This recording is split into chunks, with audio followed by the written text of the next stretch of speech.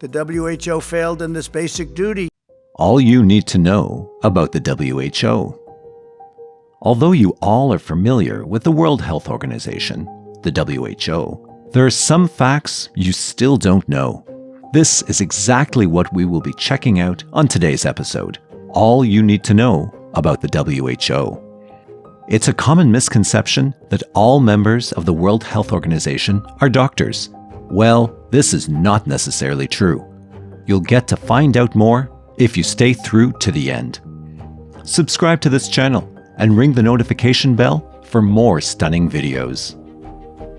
How did this organization kickstart? Let's go down memory lane a bit, shall we?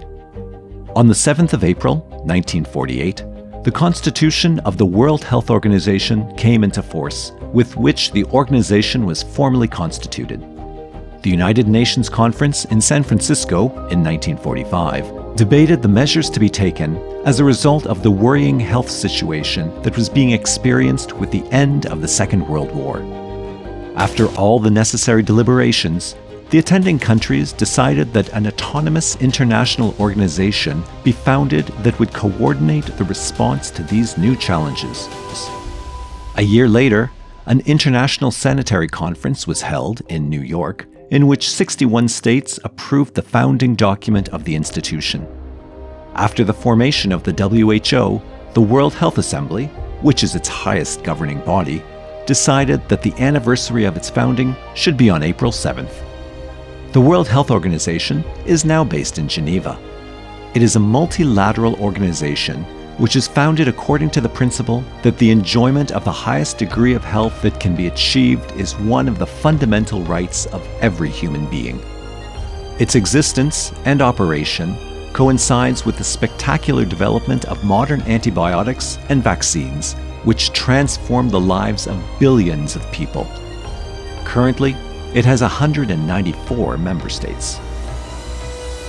Is there any legal backing that supports its existence? The majority of individuals need answers as regarding the legal fortitude of the World Health Organization. Where does the WHO get its legitimacy? The International Health Regulations, IHR, are a legally binding instrument of international law. These sets of regulations were first adopted by the World Health Assembly in 1969 and last revised in 2005. The International Health Regulations aims for international collaboration so as to, quote, prevent, protect against, control, and provide a public health response to the international spread of disease in ways that are commensurate with and restricted to public health risks and that avoid unnecessary interference with international traffic and trade, end quote.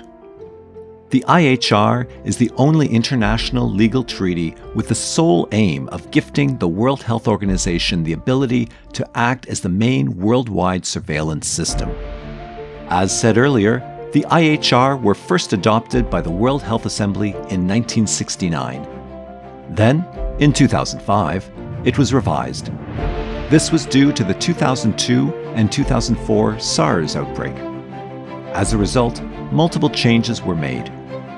The 2005 IHR was fully launched in June 2007, with 196 binding countries that recognize that certain public health incidents, extending beyond disease, ought to be designated as a public health emergency of international concern, a PHEIC, as they pose a significant global threat to the existence of human life. Who rules this organization? This is your opportunity to know who presides over the World Health Organization. The shocking news is that he is not a doctor. Yeah, he isn't.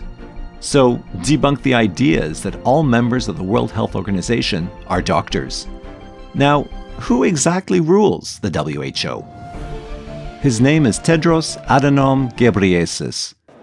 The 70th World Health Assembly, on the nomination of the Executive Board, appoints Dr. Tedros Adhanom Ghebreyesus as Director General of the World Health Organization. And he is the current Director General. To begin with, this man is not a doctor. This is the first time that the WHO has been chaired by someone who is not a doctor, but a politician and former official of the dictatorial communist regime in Ethiopia, where he has been Minister of Health and Foreign Affairs. He is also a prominent member of the Tigray Popular Liberation Front, an ethnic Marxist socialist party. This man came to the presidency of the WHO in 2017, backed by China, despite having been accused of masking 3 deadly cholera epidemics under the name of, quote, acute water diarrhea, unquote. This man came into power in the WHO. All the accolades goes to the members of the African Union, most of whose countries are either violent dictatorships or curtail rights and freedoms, in addition to living in endemic and structural corruption. Another backing force behind the election of the current Director General is one that cannot be disputed. Tedros Adhanom was made president of the WHO by the lobby of the Chinese Communist regime, whose support was absolutely explicit. Who does this organization answer to? The World Health Organization is made up of about 194 member states and about 2 associate members, who meet each year in Geneva in the framework of the World Health Assembly. Where does the World Health Assembly come from? If you have been paying attention, you'll know that the World Health Assembly is the highest governing body of the World Health Organization. Technically, this means that the World Health Organization answers to the World Health Assembly.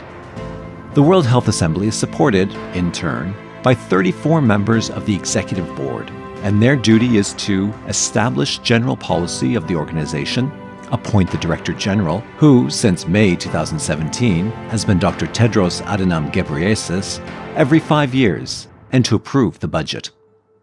Where do they get their funding? This leads us to our next most asked question. Who actually funds the World Health Organization? The member states? It's basic duty and must be held accountable. It's time after all of these decades. Donald Trump? The WHO is funded by its member states, who contribute on the basis of their wealth, in addition to voluntary contributions, but also, increasingly, by donations from individuals and private foundations. The World Health Organization is constantly seeking funding. Its biennial budget was $5.62 billion, or 5.1 billion euros, for 2018 and 2019. That is the equivalent of 2.5% of France's annual health expenditures. Interesting, isn't it? The WHO failed in this basic duty. Trouble hits the World Health Organization as President Donald Trump, who accuses the WHO of acting at the expense of China, announced in mid-April that he was suspending funding from the United States, the agency's main donor, ahead of the Bill and Melinda Gates Foundation, with more than $500 million. Not so good for the welfare of the WHO. Does anyone profit from the existence of the World Health Organization? The World Health Organization functions entirely as a non-profit organization. This identifies with the fact that no one actually benefits from the operation of the WHO. The organization centers on issues ranging from healthcare services, financial protection, setting norms and standards, policy formulation, to the monitoring and evaluation of health trends. The World Health Organization serves members in Switzerland. The success stories. The World Health Organization has made significant progress, especially in the annihilation of several diseases that stomped, claim lives, and are still present on some continents. After a massive vaccination campaign, the WHO declared 40 years ago, in May 1980, that all peoples were free of smallpox, an infectious disease of viral origin that affects many children.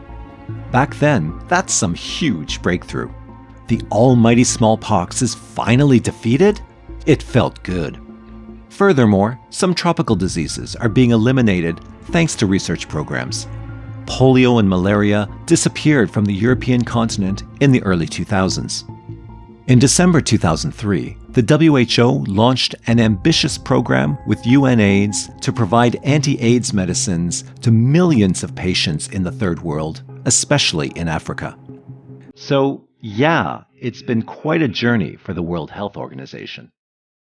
The failures. The management of the Ebola fever epidemic in West Africa between late 2013 and 2016, which caused more than 11,300 deaths, remains the main failure of the WHO, which was accused of having underestimated the scope of the crisis. The WHO declared the epidemic a health emergency on August 8, 2014, almost 5 months after the virus appeared in Guinea, which many NGOs, such as Doctors Without Borders, considered a too late reaction. A few years earlier, in 2009, the organization was deemed too alarmist in the face of the H1N1 virus. The WHO declared the maximum alert level on June 11, 2009, marking the beginning of the first influenza pandemic of the 21st century. But soon after, the virus was found to be far less dangerous than had been feared. The WHO was highly criticized, as the states were provided with millions of vaccines that the population ignored. This is the kind of response you get when people feel deceived. After this occurrence, the World Health Organization has tried to improve transparency about its dealings with pharmaceutical companies. Did you enjoy this video? You sure did. So, like and give a comment on the fact that caught you unawares in the comment section below. And in case you're new to this channel and you're yet to do the needful, subscribe to the channel and ring the notification bell